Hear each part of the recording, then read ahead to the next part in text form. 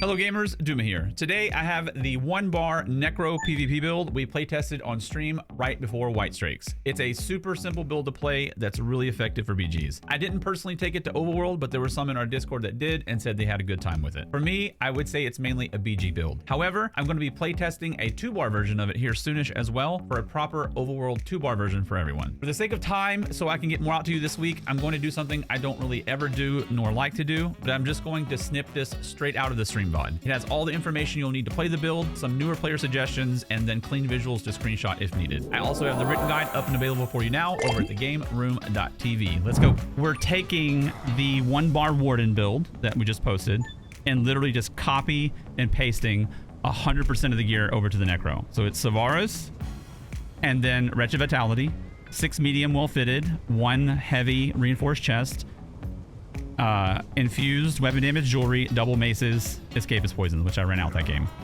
Exactly the same as the Warden build. Very simple to play. You basically, for Ghost, all you have to do is just keep that active. That's it. As long as it's up, it's reducing your damage you're taking by 10% and healing you.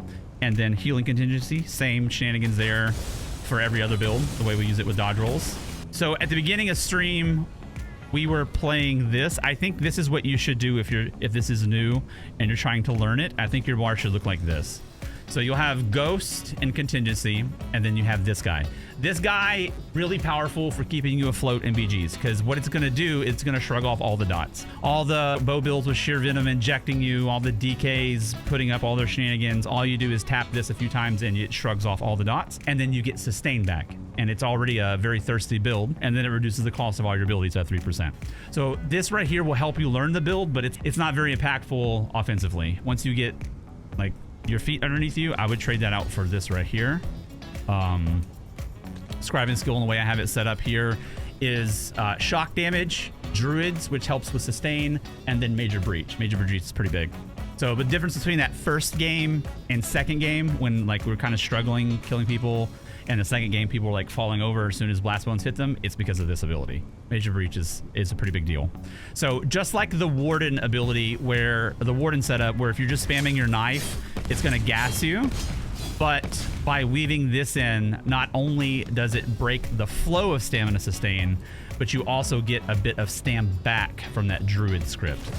And so that component plus the cheap cost of blast bones was one of the reasons like we were over sustaining.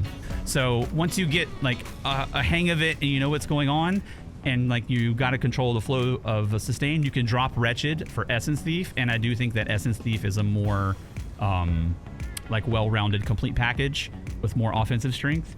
So if you're new and you're nervous and you want to feel it out, Wretched's going to be best for you. If you're proficient already, I think Essence Thief is the move there for sure. It's literally like parsing on a trial dummy. Literally, I'm not even exaggerating.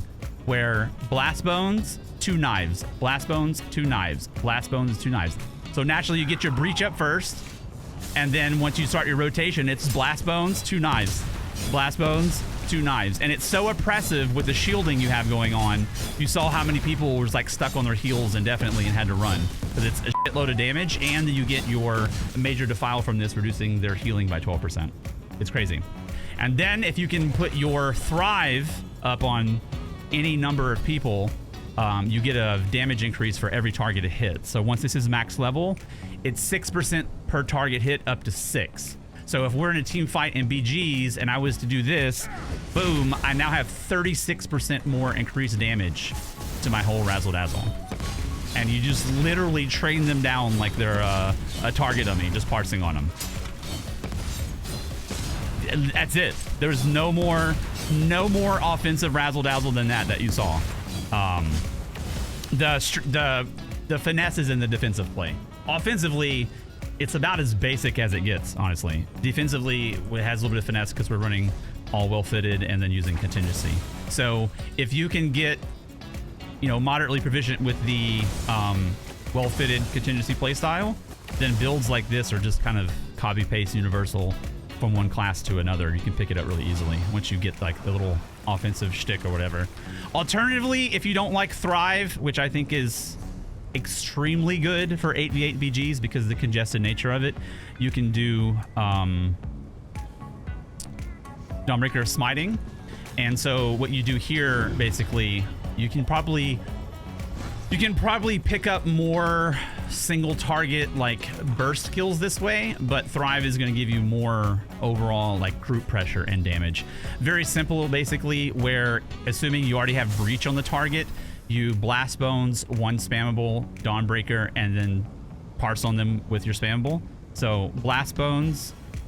So because remember, you have 2 globals per blast bones. So blast bones 1-2, blast bones 1-2, blast bones 1-2.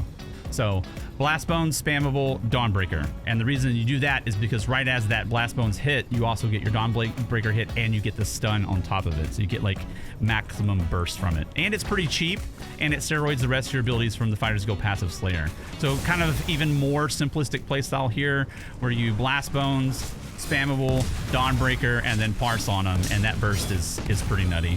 So that's going to help you like clean up your individual kills, but I think in a build like this, at least in the current state of the game with the crazy heals and congested nature and all that craziness, that this guy right here is one of the best BG ultimates in the game, especially with these type of builds.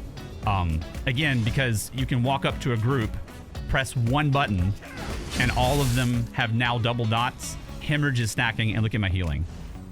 Not only does it give you stupid damage, stupid healing, but now I have a 36% damage increase for my goes for 15 seconds. It lasts for 15 seconds. That's an eternity.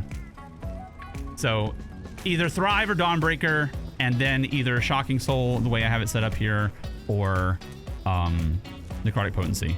I'll give you a superstar so you can have the whole thing. This will be on YouTube later this week for Mid-Year Mayhem for everybody who needs or interested in a build like this. Let me move that partner tag real quick. Ignore back bar, ignore CP. I don't know what that is, what that applies to. And again, what this is, Wretched Vitality is kind of like I'm learning to play it type thing. Once you get proficient, or if you are proficient already, I would use Essence Thief in the place of Wretched Vitality. And that's it. Not a lot to it. Not a lot of testing need to be done. This is a pretty simple build, easy to play, and as you saw, like moderately effective MVGs.